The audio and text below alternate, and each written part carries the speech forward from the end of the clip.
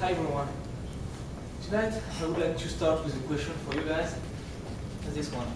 How would you feel if you had to wait for something you really, really need? I was not talking about something you want, but something you need in order to live. It would be pretty frustrating at least, right? So tonight I'd like to talk to you about the organ donation. It's something that we can all do in order to save lives. But first, let me tell you the story of Ronald and Richard Herrick. So they are two twin brothers. However, Richard was dying from chronic nephrosis. It's a kidney disease. But his brother Ronald, he couldn't support this idea of watching his brother dying without doing anything. So, on December 23rd, in 1954, he decided to take action. He actually decided to have one of his kidneys removed and implanted into his brother. So at that time, Richard became the first human recipient who successfully received an organ transplantation. And Ronald, he was the first living donor whose organ successfully saved someone's life. This is how it got started. This is how the history of organ donation got started. To give you an idea, every 10 minutes, one name is added to the waiting transplant list. In the US, there is a growing need for organ donation. So tonight, I would like to start by talking to you about that need for organs and the donors, how you can become a donor. We're going to go through the process, how much does it cost to perform a living donation, and finally, what can be done to improve the donation statistics. So first, the need. As I said before, there is a crucial and growing need in the US for organ donors. Right now, we have 122,000 people waiting for a transplant. It's men, women, children, and it's growing. There is a need for a lot of different organs. It can be a heart, your lungs, kidneys, pancreas, spine fluid. We need a lot of things actually. But the critical point here is the willingness of each individual to start taking action and making a decision that could help to save a lot of lives. As you can see here, one donor can help to save up to 50%. That's huge. We could save a lot of lives with that. The thing is, on average, every year, we only have 5,000 donors, new donors. And the problem is that we have more than 20 times more people on the waiting list. This is not enough to save everybody here. Another critical thing is the time. As I mentioned before, every 10 minutes we are adding one more person on the waiting list. On average, every day, 18% are dying because they cannot receive a life-saving transplantation, which means that by the time of this class, at least 2% will die. Another thing is, the average waiting time for a kidney is 416 days. For a liver, it's 28 days, and 162 days for a heart.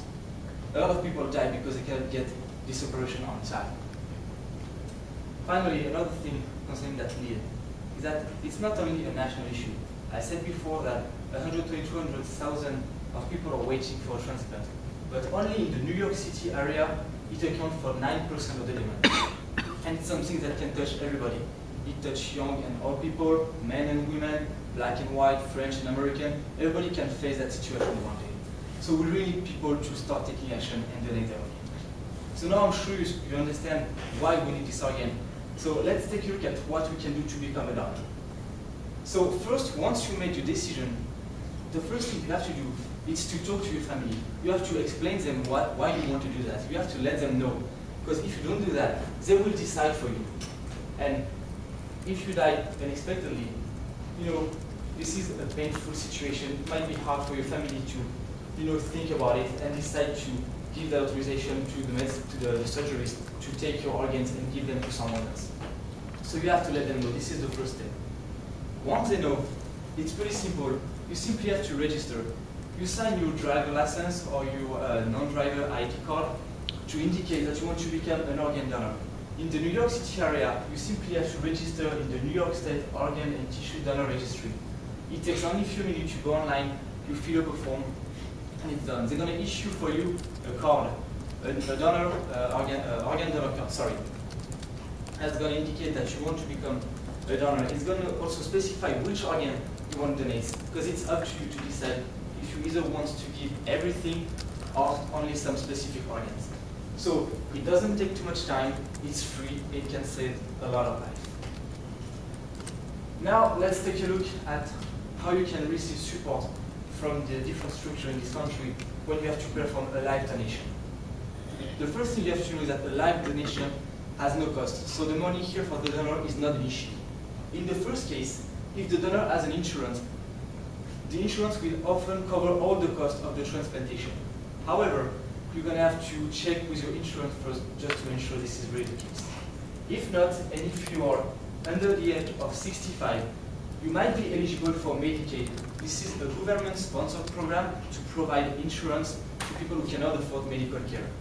So once they decide to take you inside that program, they're going to pay for all the transplantation costs. Now, what you have to keep in mind is that these two kind of organizations, your insurance and Medicaid, they only cover the cost of the transplantation itself. They won't cover the other side costs, for example, the transportation to and from the hospital, the food, the lodging, the follow-up appointment after the surgery. So if you don't have an extra insurance that covers that fee, there is also a solution. The first thing you can do is contact the National Living Donor Assistance Center. This is a structure that's going to take care of that fee. Because again, the True First organization only cover the fee of for transplantation from the deceased person, not a living person. So you can either call that center or call some other non-profit organization, or sometimes the hospital itself will decide to cover this cost. So you see, it has no cost to decide to save a life. We can all join the process and do something to help our neighbor, our friend, our family, the people we love. Now, the last thing I would like to tell you today is what we can do to improve the statistic here.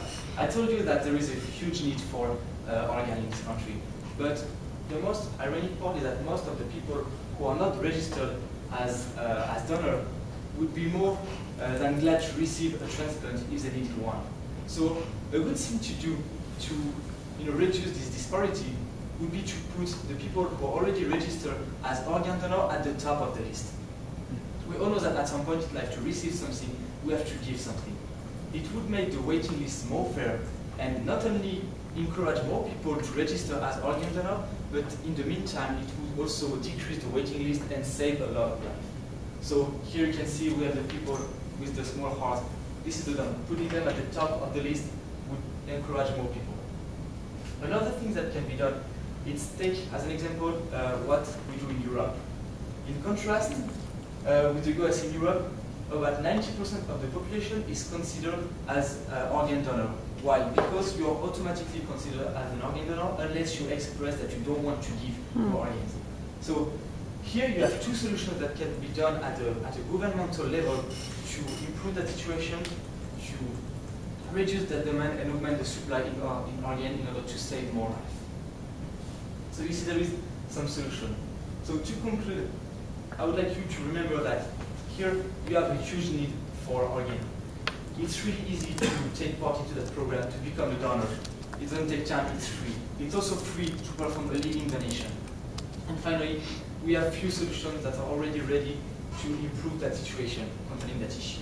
Now try to imagine if one of the person you love had to die unexpectedly, and if you had the chance to meet the patient who received the organ of the person you love. Can you imagine the satisfaction and maybe the comfort of knowing that that person you love have offered the gift of life to someone else? It will be pretty comforting. So my final message here is this one. Transform your intention into action and become an organ donor. Thank you.